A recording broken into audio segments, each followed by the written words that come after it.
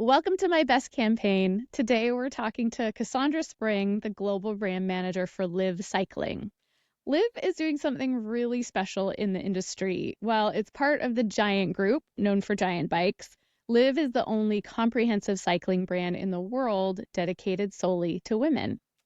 Like many relationships forged in this industry, I met Cassondra first through the one and only Steph Corker and quickly discovered we have a ton of overlap. And since then, we've both been mentors in the Futurist Project, which is a leadership program for professionals in the outdoor industry. And you'll see that that's a thread in Cass's work, both personally and in how she's grown the Live brand by building up and shining a spotlight on others. She's an incredible leader and a resourceful marketer who has really helped elevate Live into a world-class, globally recognized brand. And I'm excited to hear some of the ways she's done that. But first, Sandra, you have a very cool job at Live. How did you get here? Oh, thank you. Thanks for having me on your podcast, Amanda. This is so fun. In general, I'd say a passion for bikes, for community, and for communications. But more specifically, my career began in the creative industries. And I worked at a branding agency that served regional clients before going on to Ogilvy, which had an international roster. I've been consulted for several years, and that was great because I got to choose, the brands, the projects that I worked with, and I always chose mission-driven brands. And at the same time, I got to take on producer roles for conferences and special events because one of my favorite things to do is really bring people together for a shared purpose. So yeah, the Live opportunity came through a friend outside of the industry, and it's been an amazing journey. Now I'm 6 years into working with Live. Amazing. Okay, Live is a global brand, but your focus on doing global campaigns when we talked a while back has really shifted.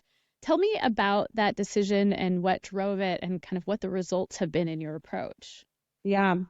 Just a little bit of context. So I am the head of the Live brand and marketing globally.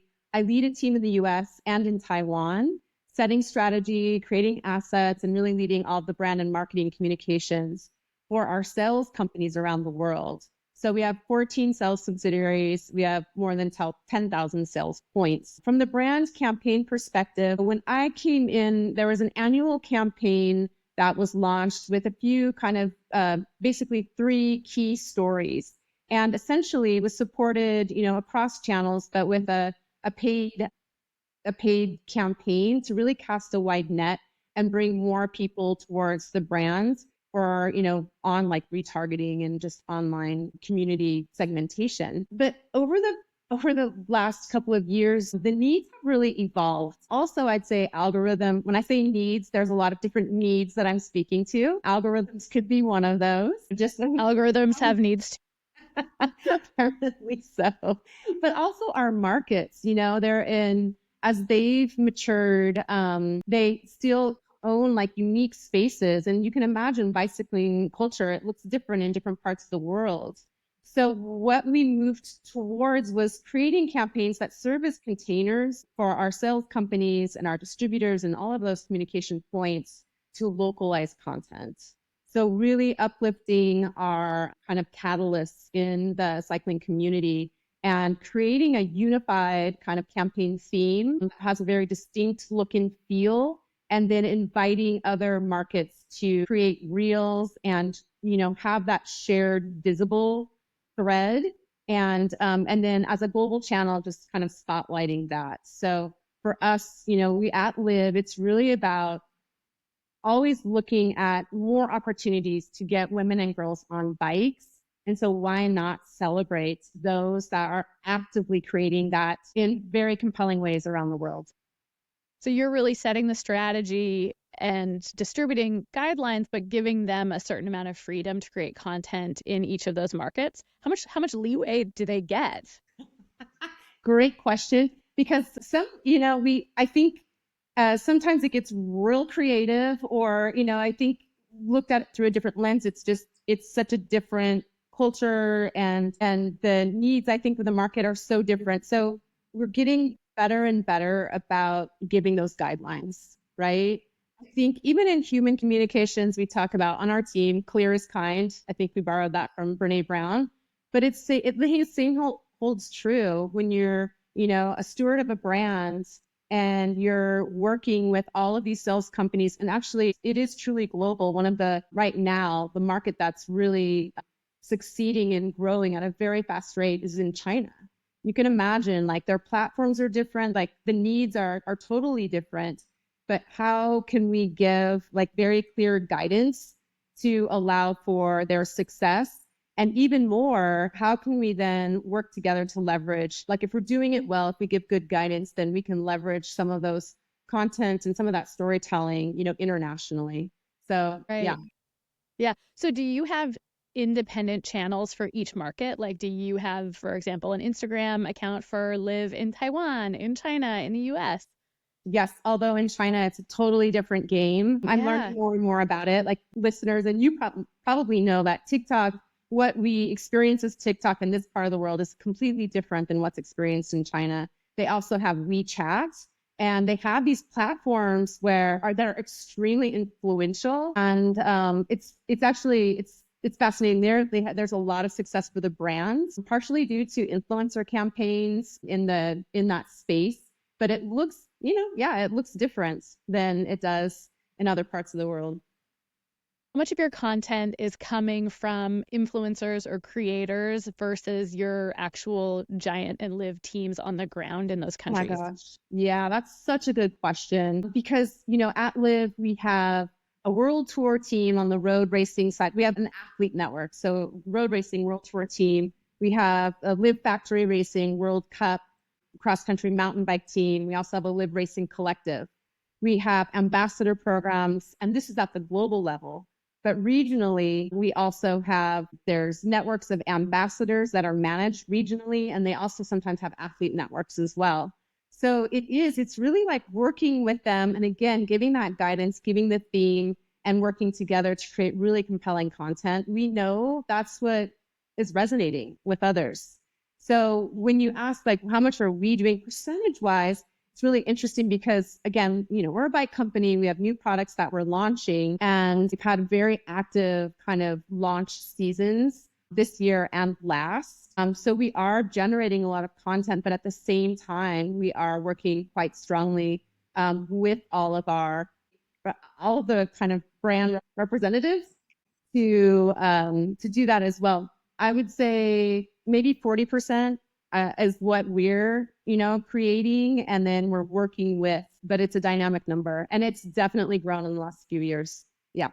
Uh, I don't know if you have an example of this, but can you give some context to what would be the differences in, say, Taiwan versus US and the type of content that would resonate in one market versus another? In the US, I think there's very progressive attitudes towards, I don't know, just like feminism, I could even say, Yeah. holding that space and actually just having a lot of conviction around, the need for not, equity, parity, all of these things. In Taiwan, actually, they're quite advanced in terms of like having women as their leaders of the country and even well represented in business spaces. So Taiwan's an interesting market comparison because Liv was born in that country. Our founder, Bonnie, too, she is like a total like renegade trailblazer, and she's always been the inspiration for the brands. When it comes to creative, I think they're more focused maybe towards road cycling culture. Like there's like categories of writing that are more influential. And so I think that that has a feel. And I think aesthetically too. And I'm going to talk about China for just another minute because that's when I really noticed that there's almost this like, there's a fantasy and reality combination that gets mixed Hmm. in that is a little bit different than I would say is, kind of more forward in Western cultures. So Tell me more about that. How does that fantasy and reality show up? yeah. So even in product creative, like for example, we have the Lingma, a bike that we launched recently, kind of had the next generation launch in June. And so right now I'm reviewing asset creation with our partners in China. And the bikes, the name is taking inspiration from Mount Everest. And so there's a mythical kind of creative treatments where you have like the stunning scenery and then you have some really fast-paced riding. And it just like, that's just one small example of like kind of, yeah, just, I don't know, a taste, an aesthetic, and something where I'm like, wow, it's really cool. And also it's something fresh and it's kind of similar elements for maybe product marketing, but it's done in a way that it comes from a different, yeah, foundation. I can imagine that aesthetic with that little bit of, yeah, a little magic fantasy built in. Do you think that would ever translate to the US, or do you think that's two very different things? We basically are, it's something that we like to work together and have an amazing content team, but think about what would resonate. And now 8 seconds is really like, that's kind of in an 8 second reel, we can try some different things out and see. So yeah, again, like it's funny because communities are evolving, tastes are evolving. And I am a person, I've always been fascinated, not only by bike culture, but by cross cultures from around the world. And I think there might be others that might be interested. So we'll give that, having just been, reviewing this content, I think it will have some global channel exposure and we'll see. We're always, kind of testing, looking at data and making decisions about how we evolve. I'll be Yeah. watching for that. Okay, shifting gears a little bit to something that is really global. A huge part of your strategy for the last 2 and going on 3 years has been sponsorship for the Tour de France Femmes avec Zwift. And it might be fair to say that's really been your landmark campaign. This is a big question, but what does it take to coordinate a partnership of that scale? Yeah, it's amazing. The first year one, we were lucky enough to be partners. We're the only bike brand in all of the tour's history that are bike brands that could partner with. And it's because we share missions, right? And so, but we become partners and white jersey sponsors. And it's like this whole like world of unknown in year one in 2022. Like, okay, this is so exciting. What are we going to do? And so, of course, we're working with partners at the ASO, and that's the governing body, or they're the ones that are leading all of the Tour de France in France. And so there's a lot of decisions to be made just about our on the ground presence. But also they have fan zone opportunities and they have a caravan, which is like a parade. There's all these elements. And year one for us, because our board chairperson and our live champion and founder, Bonnie too, she received an invitation to the Pro-Am ride. And for her, she was 72 at the time. And she was just like, because I'm doing this. Like, this is so meaningful. The first tour, something I've cared about for a long time is, women cycling, and I'm going to do this ride.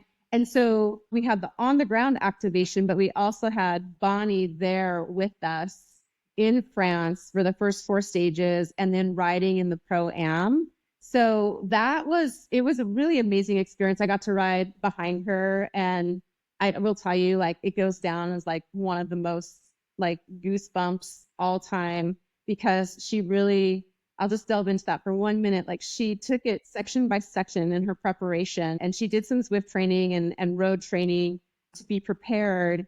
But on the ground, it was like a very gravel course. And I was riding behind her, and she was absolutely like, Cassondra, like, I am finishing this. And I was like, oh, yes, you are. Like, this is Wow. happening. But just riding and on very rough terrain, people were getting like punctures and all these things were going down, but she made it and she was so pumped. And yeah, so we documented that. It was part of the storytelling and part of the experience. But going into it in the second year, I had kind of this like foundational knowledge. And so again, there's the brand activation part, but I think a very key thing for us is like, this is a big investment. And so to really do the campaign justice, we wanted various elements. We wanted to, first of all, bring an opportunity to watch the tour to more people around the world. If you're in Europe, if you're in France, it's religion, right? If you're in Europe, it's on every television. In fact, the tour is broadcast in over 190 countries. But in some places that access really isn't very, it's not readily accessible. So we, in our year 2, developed a watch party campaign that was leveraged across our sales companies. Some, not all, they opted in.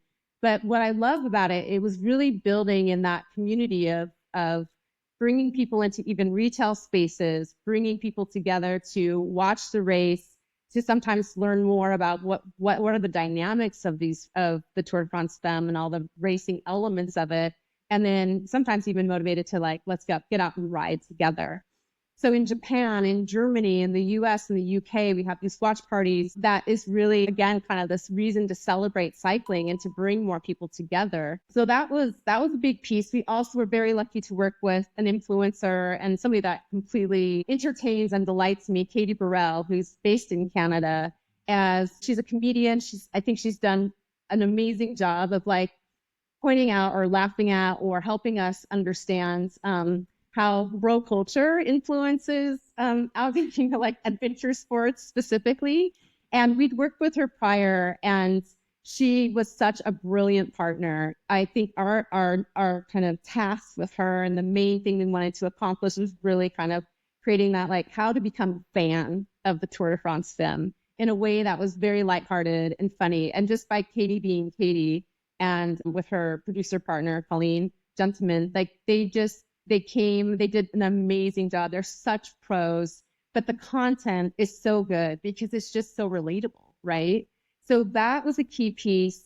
And then, so we're just thinking about all the different ways. Let's get more people watching. Let's get more people aware that this is happening and like understanding how they can be engaged at a level.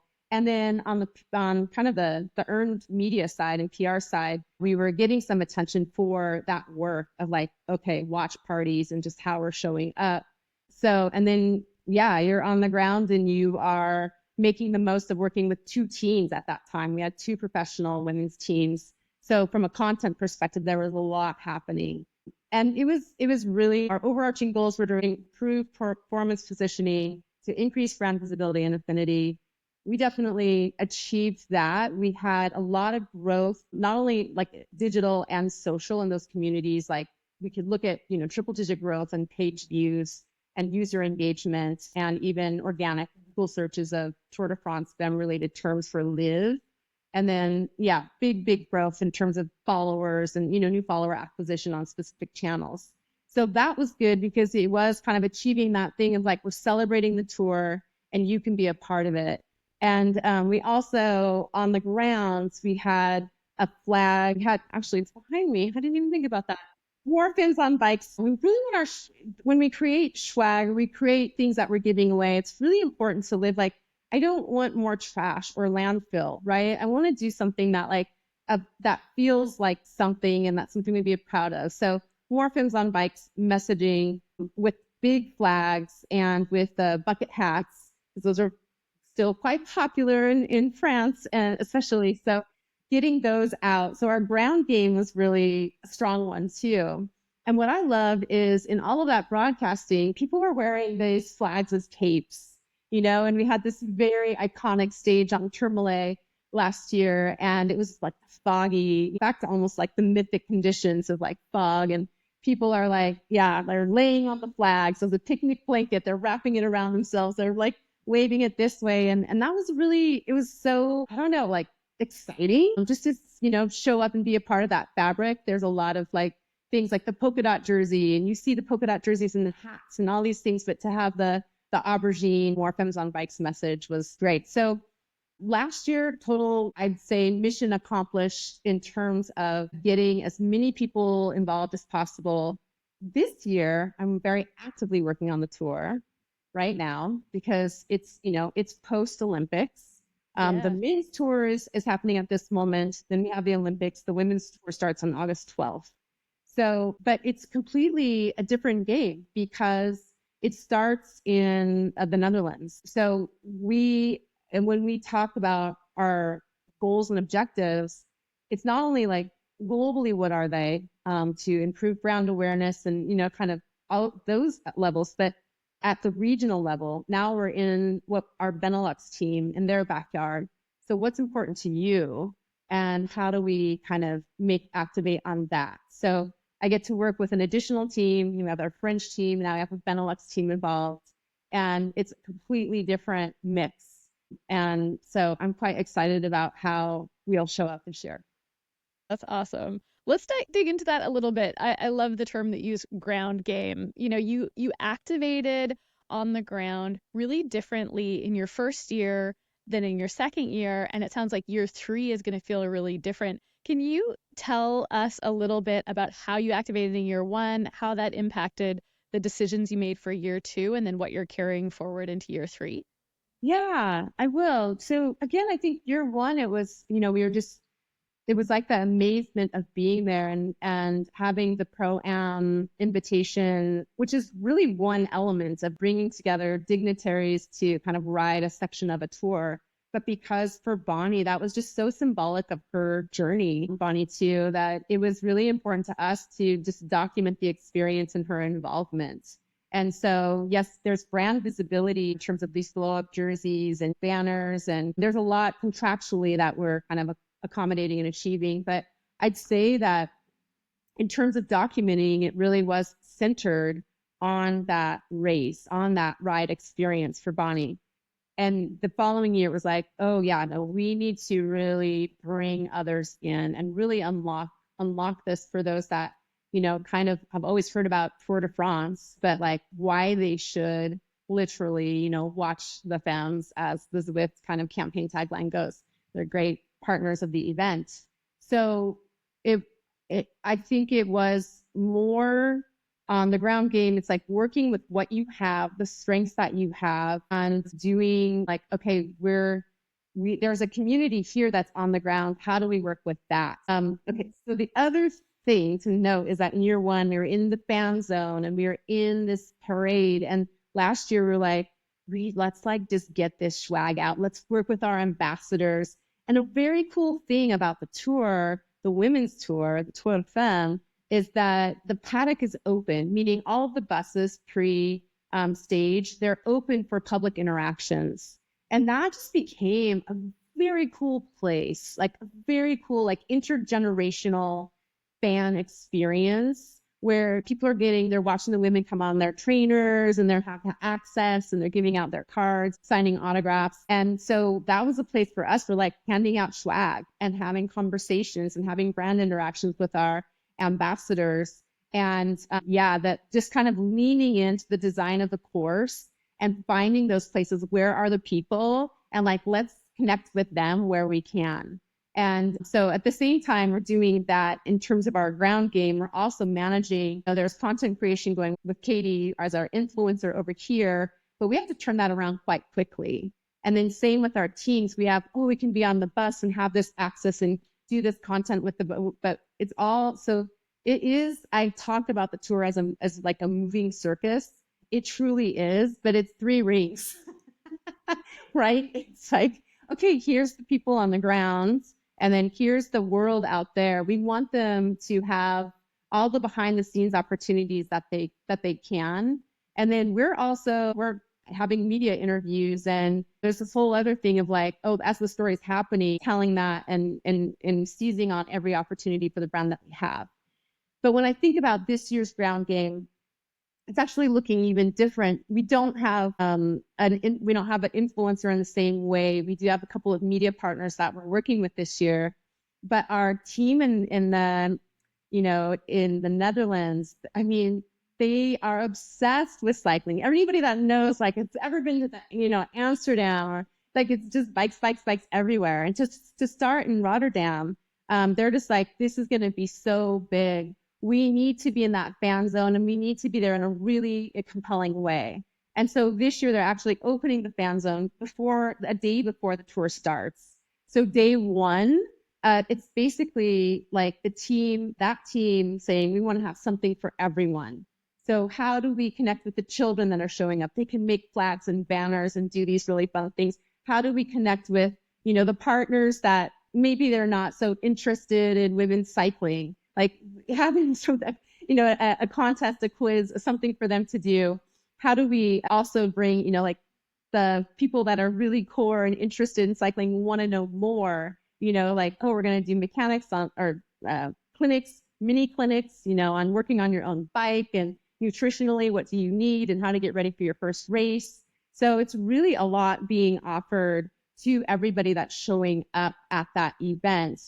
And then on stage 4, we're really excited because we are literally getting more women on bikes for a ride that will kind of lead everybody to the start, which is a very special area in Valkenburg.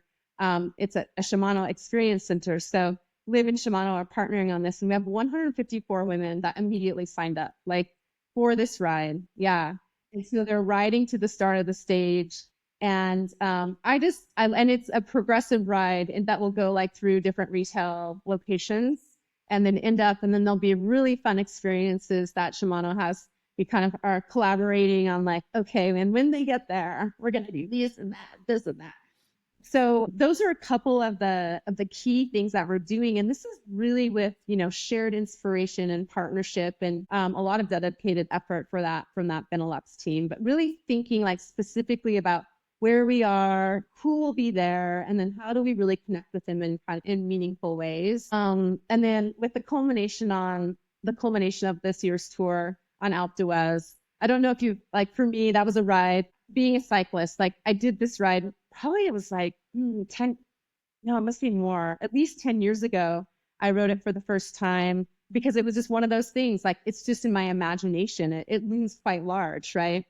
So it's another one where it's like, it's so exciting to just kind of know that that's how it's all going to end. They timed the stage so that it can really be shown Sunday evening at a prime time. And there is a very cool thing that Zwift is doing that day. They're doing a challenge so that, people can spectators can ride Alpe d'Huez before the pros come through.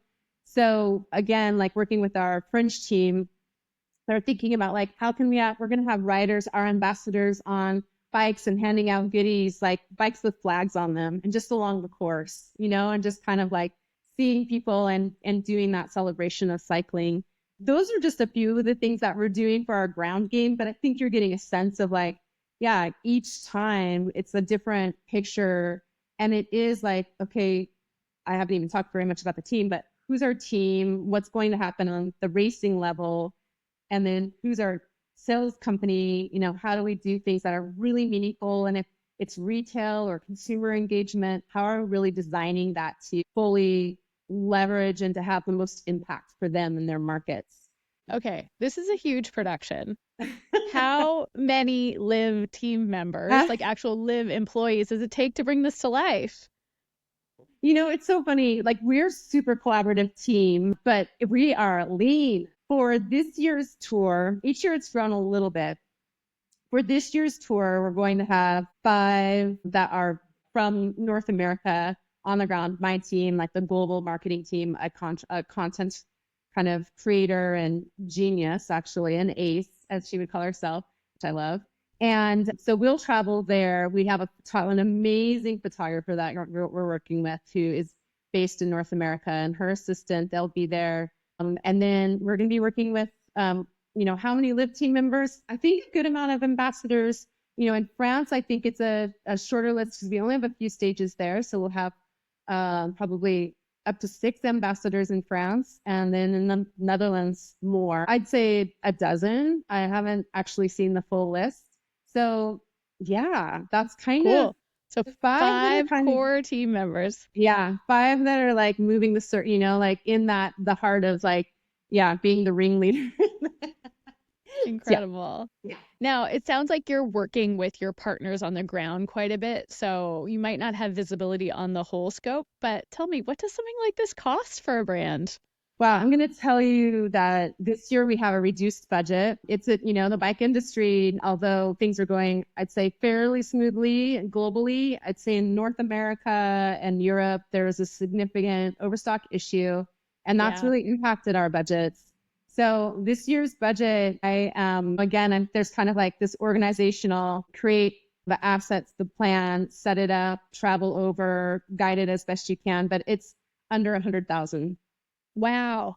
I know. You're doing all that for under 100. I am very resourceful. My And does that teammates include your do. sponsorship?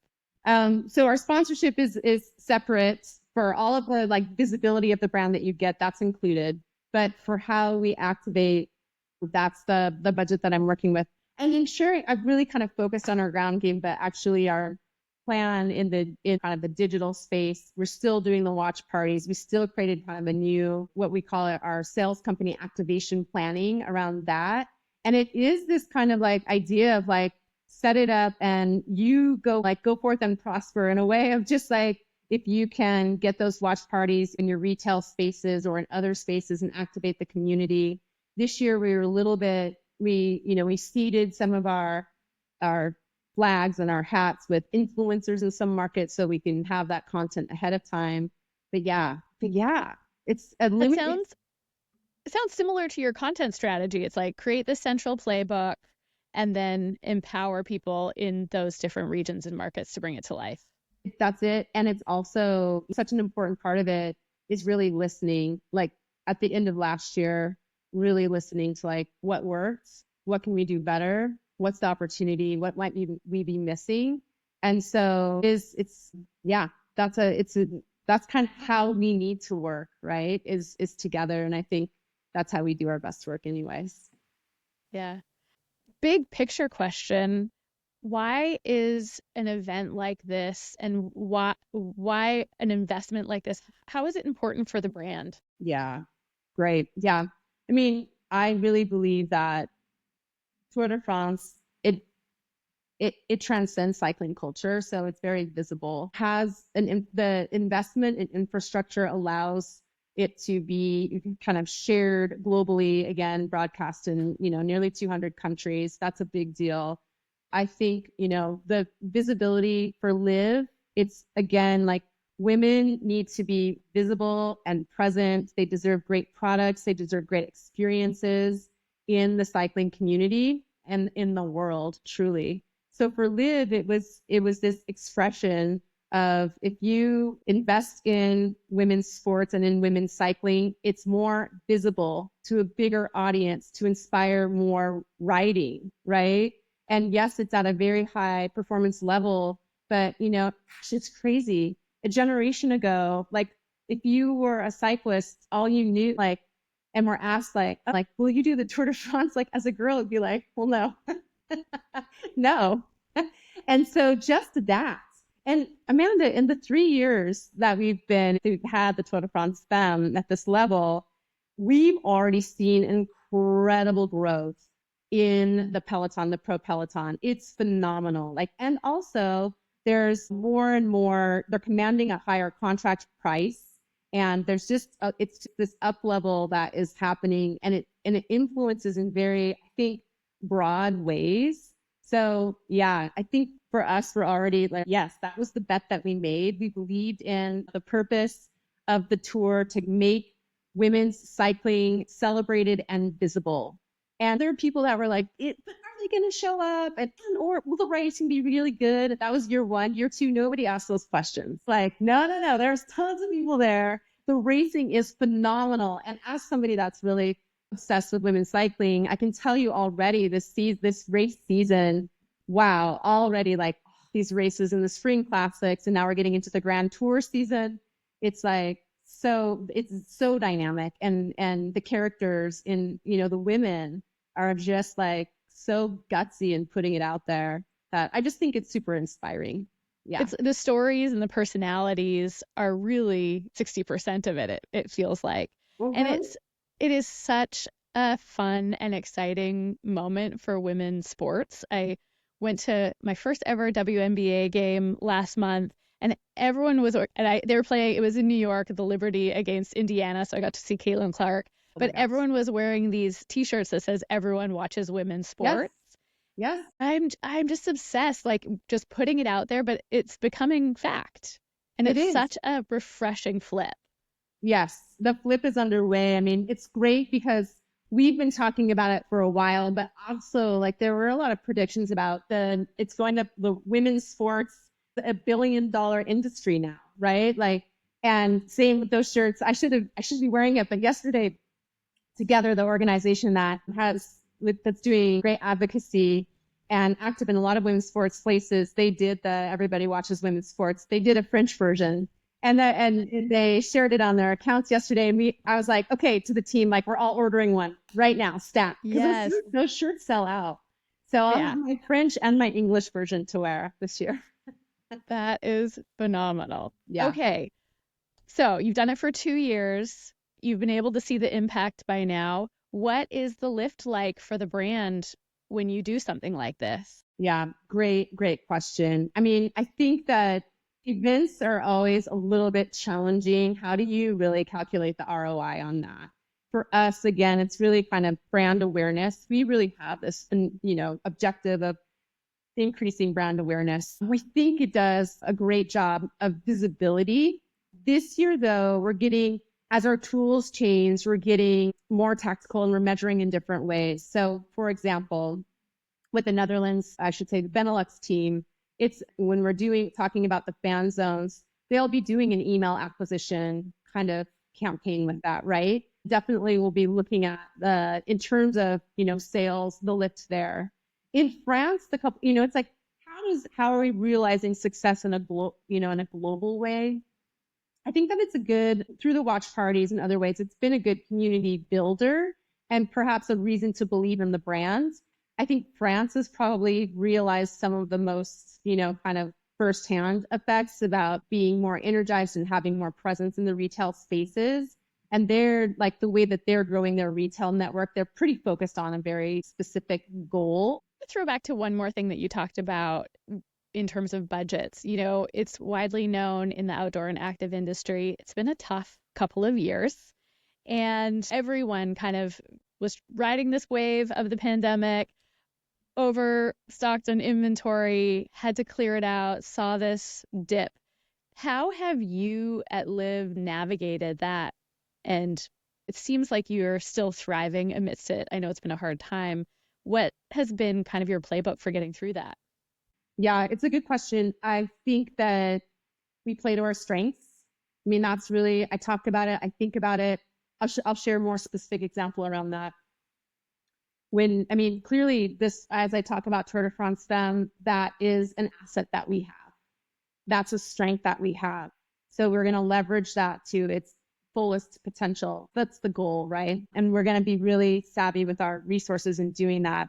But even when we have a new product come through, we look at who are the markets that are most invested, what's really meaningful to that market. Can we work with an influencer in that market?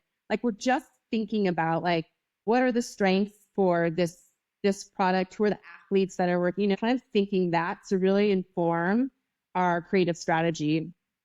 And I do think we're fortunate in that we are so, global, and it's a big company. It's been around since 1971. When we think about Giant Group, we have the benefit of like all of the technology platforms and all of the resources of that organization and its distribution network.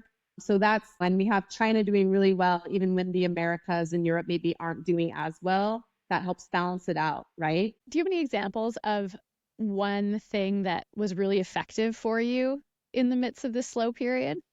It's interesting. We have quarterly meetings for the Live leader team. And so that's like all the women that are leading Live in various parts of the world. And so we asked them, like, what are some examples? What's been successful, especially given overstock issues? And two that emerged from that question in that conversation, one comes from Poland. We have amazing leadership there, women, and their general manager. And they did a campaign around the Women's Month or International Women's Day in March. So they did more of like an EDM campaign with that, celebrating that, and then doing some incentives. And they just saw a great response to it. And they got to target some products that needed to be moved, right? So that was one example. And in the US, it was similar, like International Women's Day, having a successful campaign there. Those are the things that I'm hearing back. I think though a bigger sentiment in the team is like effective community building and the importance of that. And just kind of the truth is, like with the pandemic, there are a whole bunch of people that came into cycling and we really want to connect with them and we want them to kind of stay in cycling. right? So those are some, I'd say, from our sales company perspectives, those are some successes and the sentiment overall recently. Okay, switching gears, talking bigger picture. What's the best branding or marketing advice you've ever received?